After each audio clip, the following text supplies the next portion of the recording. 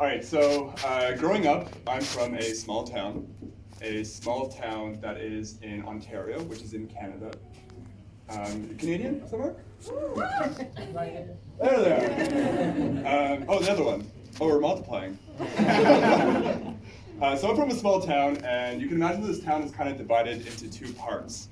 The first part is kind of the high hill area, where you would get your kind of middle class, kind of suburban dream homes, the ones that kind of look like they're stapled into place. And on the other side, you'd have the lower hill area.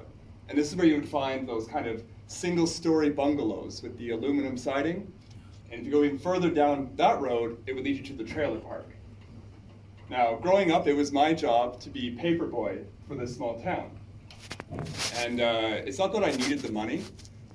Quite frankly, we were on the high hill, the middle-class people, so we were comfortable. But I thought that it would be a good chance to get some responsibility, to get a sense of duty. Perfectly honest, I just wanted to work for the sake of working. And so there I was, moving between house to house, zigzagging across streets with this big old heavy bag full of newspaper. And the sun was really hot. And I'm thinking to myself, yeah, a sense of responsibility is nice, but I'd really like to just get this day over with. And that's what I heard behind me, the sound of this crying sound. And when I turned around, I saw a little cat. It was a little cat, and it was calling to me. Thank you.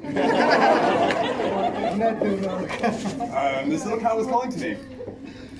And I didn't really know what it wanted. I mean, I only had my bag of papers. I didn't have any treats. I didn't have anything to offer it. So I just thought I would continue walking. But this cat, it starts following me. And it starts meowing. Louder and louder and louder. Thank you. So many cats. There's only one cat, by the way, only one specific cat. And so eventually I had to stop and had to address this one cat. And the minute that I stopped, it started doing that thing where cats kind of curl between your legs. You know, like they're going to hold you in place. And I could feel its little head sort of rubbing itself against me. And I could sort of look down at it, and it looked up at me, and it gave me those eyes, you know, those specific eyes that a cat kind of has. Now, I know I had a job to do, but I'm only human. So I went down, and I just gave it a couple of pets. You know, I didn't ruin my schedule. I was still on time. I just had a couple of seconds to give this cat some love. And then I thought, okay, back to work, sense of duty. I'm being a strong, responsible young man. And I kept walking. But this cat, it kept following me.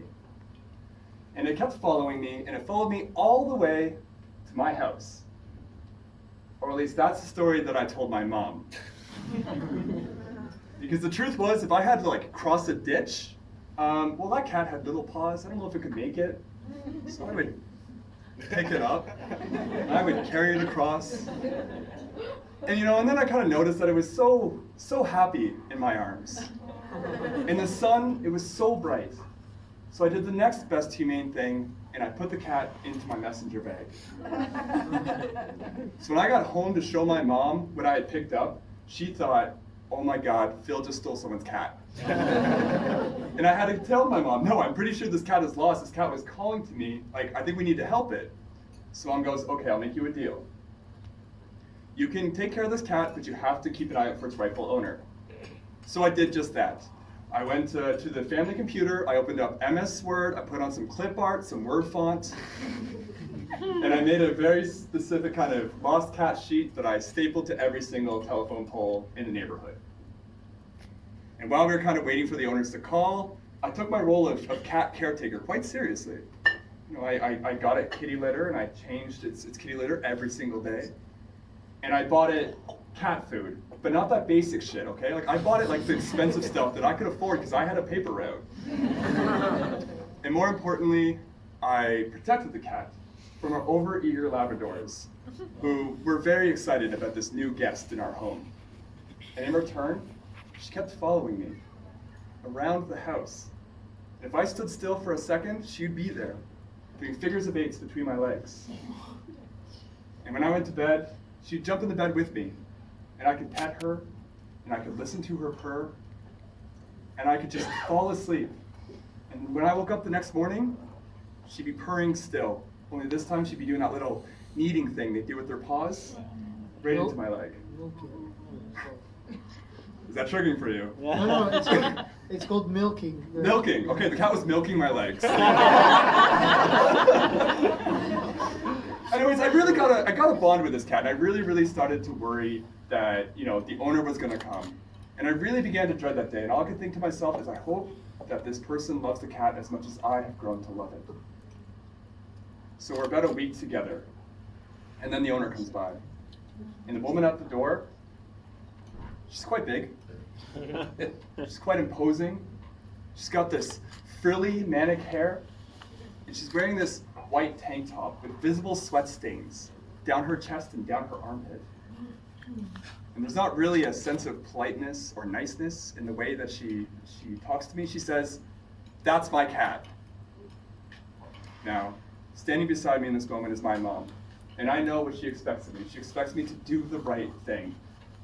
But I'm holding this darling little cat, and there's no way I can give it up to this lady who's sitting there with half a smoked cigarette hanging off of her lip. I couldn't do it. But then I look at my mom, and she's not looking at me. She's not even looking at the lady standing across from us. Where she's looking is to these small little boys, each at this woman's side. Now, the God's honest truth is these little boys did not have a t-shirt on. They didn't even have shoes on. And their skin was caked with a layer of visible dirt. Well, then I knew what the right thing to do was. So I took my cat and I passed it over to the little boy. And I said, "Take care of her, because she's special to me." Immediately I felt regret. I didn't want to give that cat up. But then the little boy's eyes went from the ground back to me, and he smiled. And I knew I had done my duty. Thank you.